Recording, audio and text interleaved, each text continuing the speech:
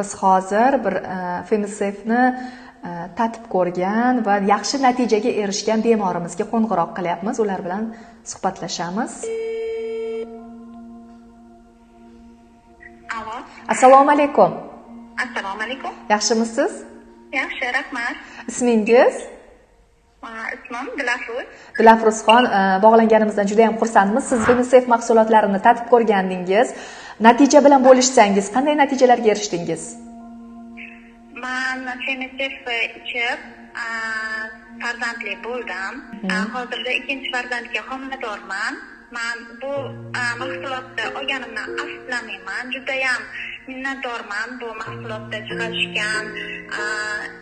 Kuniga 3 mahal ichdim. Oddiy choyga o'xshagan, lekin samarali ekan. Rahmat kattakon.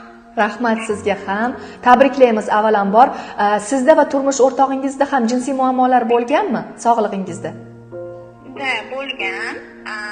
Xo'jayinimda ko'proq mana erkaklik zaifligi, ko'proq shu qo'llari og'rishi, mana holsizlik juda ham ko'p edi. Ishdan charchab kelardi.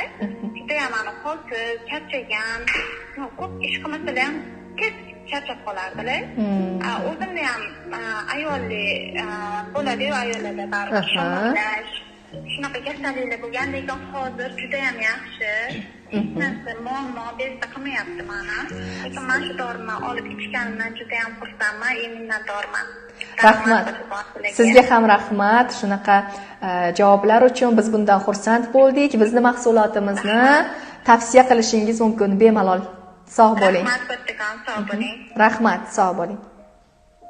Mana shunaqa gaplar azizlar, ana shunday yaxshi natijalarga erishayotgan bemorlarimiz ham yo'q emas. Sizga ham Femisafe'ni tavsiya qilamiz.